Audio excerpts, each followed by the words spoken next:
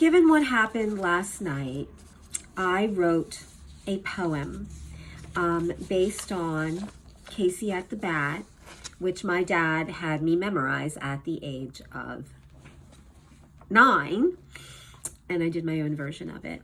And it's my little ode to the Phillies. But first we need a little bit of music. Rachmaninoff. It looked extremely lucky when the Phillies came to play. No one along the Schuylkill thought they'd make it far these days, but when wild card led to Atlanta with San Diego slayed, the fans were all but certain it was now made in the shade. The first game down in Houston started out with bitterness. The Phils went down by 5 whole runs and looked like one big mess, like my hair. But the batters soon caught fire and racked up 5 runs. Oh my! And then JT Real Muto hit the big one to the sky.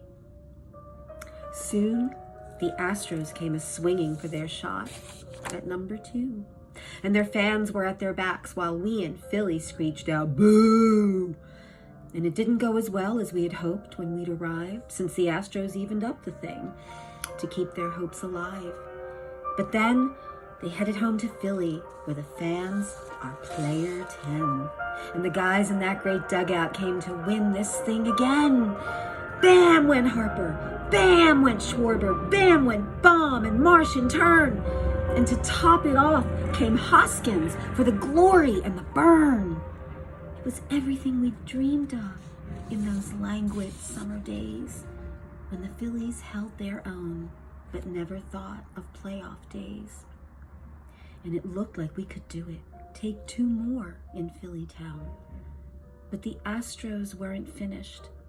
They would fight and strike us down. And they did it here on Wednesday night and Thursday night again. And that Friday we spent praying that this long ride wouldn't end.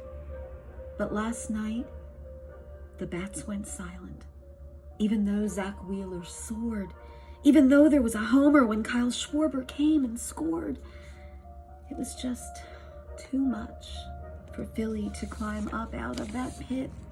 They were valiant, they were gritty, they had heart and soul and spit. But it wasn't in the picture, and it wasn't in the stars.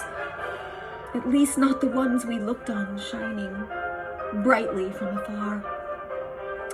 Let's congratulate the Astros for the win they earned last night.